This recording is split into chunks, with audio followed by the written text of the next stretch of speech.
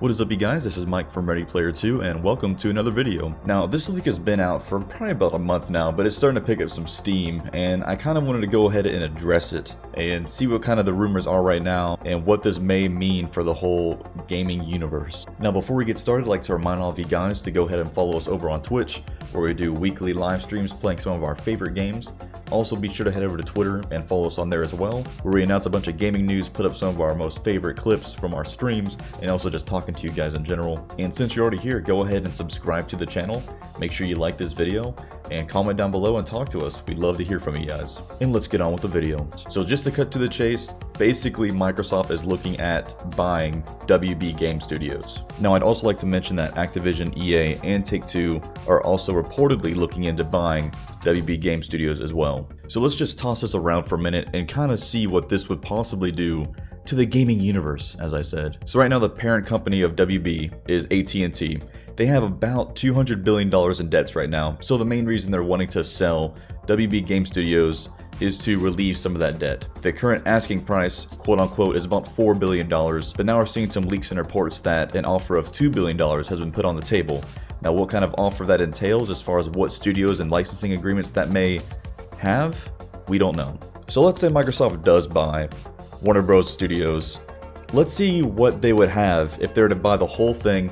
Now, licensing agreements aside, I understand that Batman and Lord of the Rings and Harry Potter, those aren't all owned by WB. They're just basically licensing agreements. So while they don't actually own the license to those games, they could work out something to where Microsoft would possibly own those licenses or be able to use those licenses for a certain amount of time, basically whatever they work out in the contract. I don't see why Microsoft would want to go after them and pay $4 million if they're not getting things like Batman or Lord of the Rings or possibly this new Harry Potter game coming out.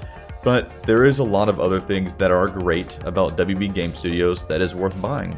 So let's go ahead and dive into those. Let's dive into the studios and let's look at some of the games that they are currently developing or have developed in the past and see the potential that they have for buying WB Game Studios. So back in early 2017, it was announced that Warner Bros. Interactive bought a company called Avalanche Software. And so far, since then, the only game they have put out has been Cars 3 Driven to Win, but they do have a pretty unique history dating back all the way into the mid-90s. So Warner Bros. Did buy this studio from Disney, and they did many Disney games, like all the Disney Infinity games, 1, 2, and 3. They did other Cars games, they did Toy Story games, they did Tak and the Power of Juju, and also Tak 2 and Tak 3. They even did Dragon Ball Z games. They also did Rampage games and Mortal Kombat games. The list goes on and on. They did a whole bunch. So back when they bought it 3 years ago, they did reopen the studio. They have the original CEO returning, who was from the 90s. So this thing is ready for business, and it would be curious to see what kind of licensing agreements that they still hold as Avalanche Software, and it'd be kind of cool to see what Xbox could possibly do with that. So another studio that would be included is Monolith Productions. Now, this is the one that I'm probably most excited about out of all of them. Now again, this is another studio that's been open since the mid-90s. Now, there are several different games in here that I am personally a huge fan of. So right off the rip, if they can get the licensing agreements to do the Middle-earth and actually make it into a trilogy or further on work in the Lord of the Rings universe, that would be a huge win. So you have Middle-earth Shadow of Mordor and Middle-earth Shadow of War. Those two games are absolute bangers. This would be a huge win, and could you imagine if they are Xbox exclusives? This would draw some people for sure. So two other game franchises that they are also known for is Fear. They've done Fear 1 and 2, and also Condemned. They've also done Condemned 1 and 2 as well.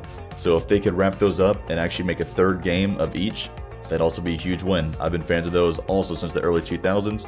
I would love to see this. Alright, another big one is going to be NetherRealm Studios. Now, this is a big one for a lot of people.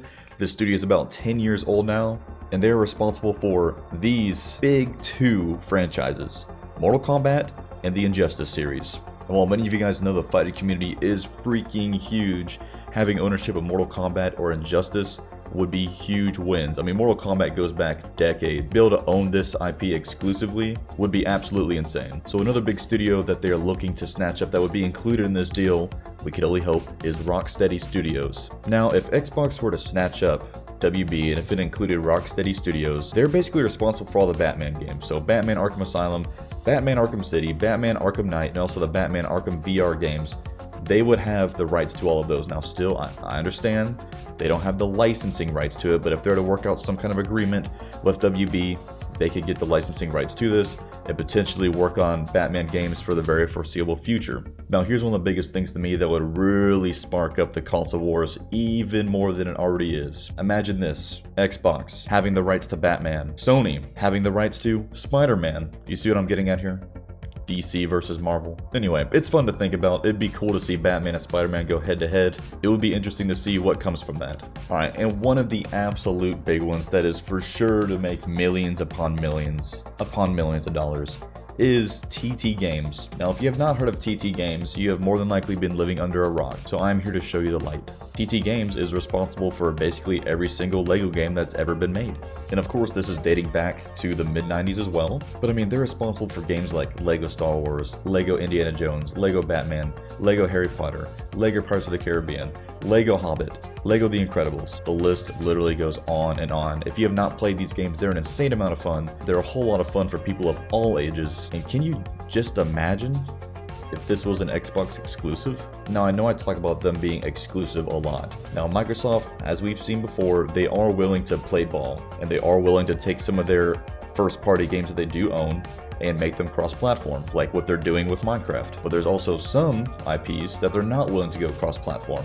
And when I say cross-platform, I don't mean PC. I mean between Xbox and PlayStation. Games like Halo, games like Gears of War, and Forza, and Sea of Thieves. We do know that Microsoft has been on a big buying spree. Recently they bought up Rare, Playground Games, Ninja, and Obsidian. And $4 billion to Microsoft, no biggie. They can swing that. So let me know what you guys think down below. Would you like to see this acquisition happen? And if so, would you like to see Xbox run with it and just make all of these exclusives? Would you like to see them cross-platform, which I think is the best bet? I think due to the divisiveness between the consoles, you know, I can see some IPs where it's better to have them just as exclusives, like Halo. That's basically where it resides, as Xbox. But some of the games like this where they've already been cross-platform for so long, I think we need to keep it that way. So let me know what you guys think. Let me know what you guys think the extent of this acquisition would be. Do you think they're going to buy up all these studios, maybe just some of them? And who knows, we do have rumors of a Harry Potter game being worked on right now, so maybe this kind of lends into that a little bit too, and who knows, that may be an exclusive on Xbox. So this topic's pretty fun to pass around. I'm really excited to see what happens. We do have that Xbox event happening on the 23rd of this month, and I'll be curious to see if maybe they announce some more studio acquisitions there. Who knows? But this has been Mike from Ready Player 2. Again, let me know what you guys think down in the comments below. Be sure to like this video and subscribe to the channel, and I will see you guys on the next one.